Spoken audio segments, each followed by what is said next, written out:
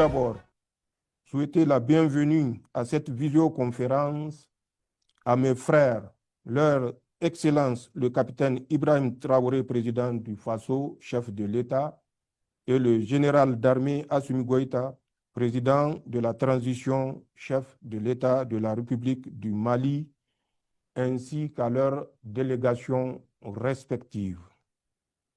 Le Niger est particulièrement honoré d'accueillir la 8e session ordinaire de la conférence des chefs d'État de l'autorité de développement intégré des États du Liptako-Gourma ALG.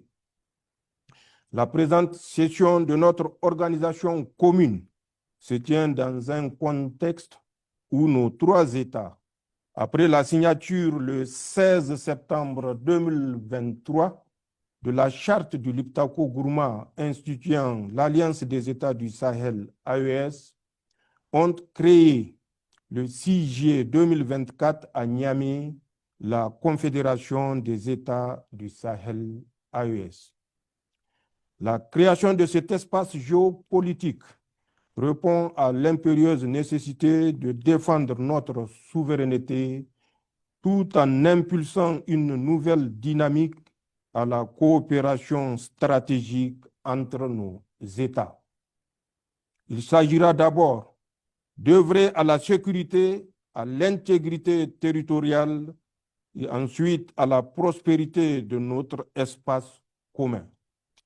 Cet objectif ne pourra être atteint qu'à travers le renforcement de notre architecture de défense collective et d'assistance mutuelle, l'harmonisation de l'action diplomatique et la mise en œuvre de projets et programmes intégrateurs communs de développement.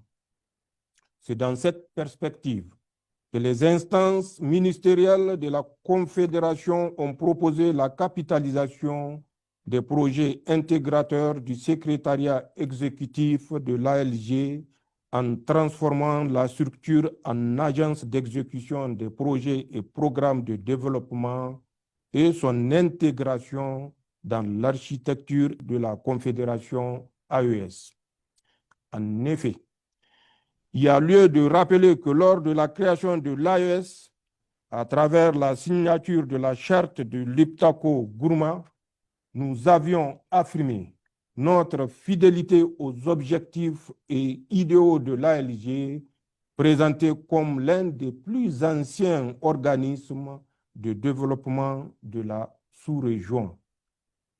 C'est le lieu de saluer les efforts de tous ceux qui ont animé cette structure de sa création à ce jour et qui ont obtenu les résultats que nous connaissons dans le contexte et malgré les contraintes qui étaient les leurs. Mais il s'avère aujourd'hui urgent et nécessaire de revoir le statut de l'ALG en lui conférant la place appropriée dans l'architecture institutionnelle de la Confédération AES, conformément à la vision qui a présidé à la création de celle-ci.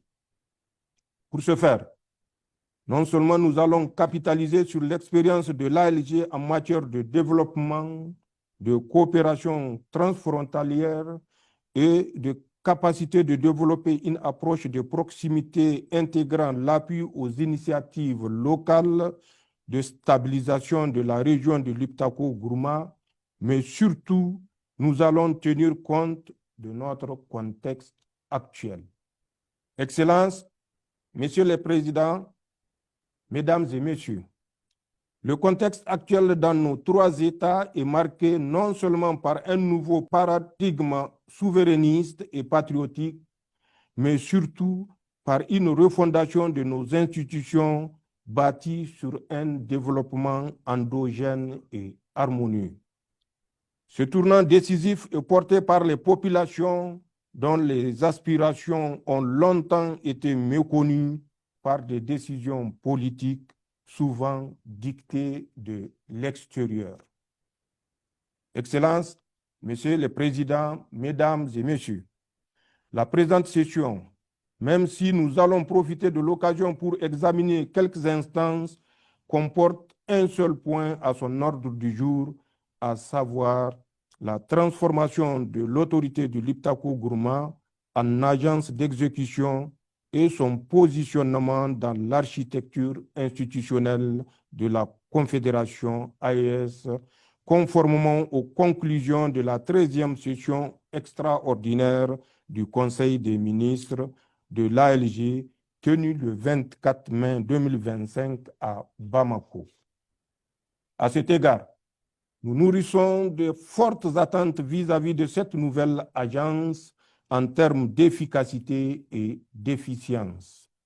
Elle doit avant tout se départir de l'immobilisme administratif qui l'éloigne des objectifs qui lui sont assignés et qui caractérisent fort malheureusement nos organisations. Mesdames et messieurs, renouvelant ma profonde gratitude à leur Excellence le capitaine Ibrahim Traoré et le général d'armée Assimi Goïta pour leur ferme attachement à la construction d'un espace confédéral souverain de sécurité et de prospérité, je souhaite plein succès à nos travaux et déclare ouverte la 8e session ordinaire de la Conférence des chefs d'État et de gouvernement de l'autorité du développement intégré des États du Liptako Gourma. Vive l'ALG refondée, vive la Confédération AES. Je vous remercie de votre aimable attention.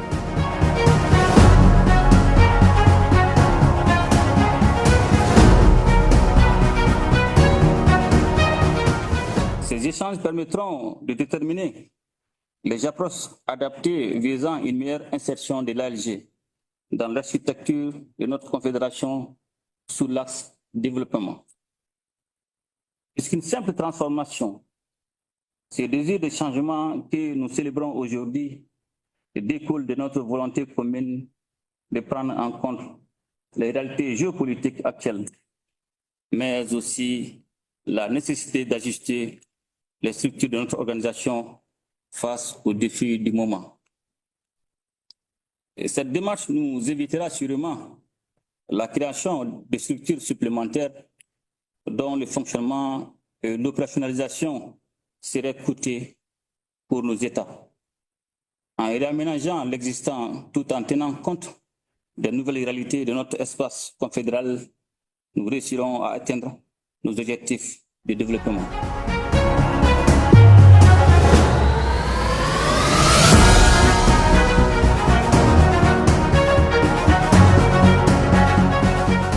En écoutant donc l'état des lieux, nous comprenons aisément que l'autorité fonctionne, ça a été cité, sur la base donc de cotisations des États membres, et elle a alerté sur le fait que à partir de ce mois de juillet, il ne reste que les salaires de ce mois de juillet, ce qui veut dire que peut-être que des cotisations ne sont pas à jour, ce qui permettra donc de rapidement identifier ce qui doit être fait pour maintenir éventuellement les emplois et les salaires.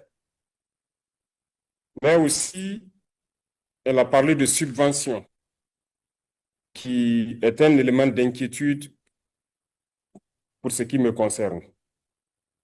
Et il y a les questions de prêts et les partenaires financiers, qui sont aussi des points importants à mes yeux, qu'il faille que nous ayons plusieurs réunions avec ces éventuels experts qui seront désignés pour réfléchir sur la question de la mutation de l'autorité. Parce que, si je me souviens bien, la question de subvention dans nos organisations sous-régionales demeure en tout cas un danger à nos yeux. Ces subventions ne sont pas données forcément par amitié ou pour la beauté de nos yeux, mais très souvent avec des intentions cachées derrière. Et ça mérite toute la réflexion donc derrière comment la structure doit fonctionner pour qu'on prenne nos responsabilités pleines et les assumer.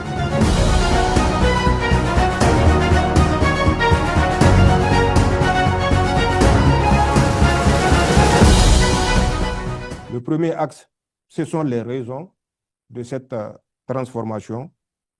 Le deuxième axe, les conséquences. Et le troisième axe, les attentes. S'agissant des raisons, nous le savons tous, le contexte actuel, marqué par un nouveau paradigme souverainiste et patriotique incarné par notre confédération. Ceci est un élément à prendre en compte essentiellement par rapport à nos nouvelles orientations. Le deuxième point de ces raisons est le souci de la refondation de nos institutions bâties sur un développement endogène et harmonieux. Nous mesurons le sens de ce point quand on se réfère à la présentation de l'état de lieu de Madame la secrétaire exécutive, où déjà nous sommes face à un couperet pour le salaire d'août, déjà. Ensuite, nous découvrons que la grande partie des subventions est extérieure à notre espace confédéral. Je parle de participation financière. Donc, c'est des défis énormes pour lesquels ce deuxième point a tout son sens. C'est la volonté de départir l'autorité de l'Iptako-Gourma de l'immobilisme administratif et de l'influence des partenaires et autres puissances étrangères qui caractérisent assez souvent certaines de nos institutions, ce qui les éloigne de leurs objectifs.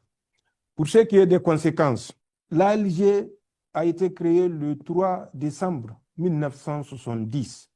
55 ans d'expérience en matière de développement, de coopération, de transformation, de capacité de développer une approche de proximité, d'appui aux initiatives locales et de stabilisation de la région de l'Iptako-Gourma. Mais c'est également une expérience, comme je l'ai tantôt dit, qui révèle les faiblesses de l'ALG, dont le financement est attendu en majorité de l'extérieur. Or, notre nouveau paradigme ne nous permet pas de continuer à fonctionner sur ces bases d'appui extérieur. Continuons la réflexion pour que le financement, comme convenu, soit endogène. Et le troisième axe, c'est celui des attentes. Nous savons que les attentes sont basées sur l'efficacité et l'efficience de l'agence. Rendre plus dynamique et en phase avec nos orientations et défis actuels. Assurer la nomination ou les nominations qui répondent justement à ce souci de transformation de l'ALG en agence d'exécution. Et enfin, la question du personnel qui sera géré progressivement au niveau de l'ALG refondée suivant la procédure bien établie au sein de notre agence.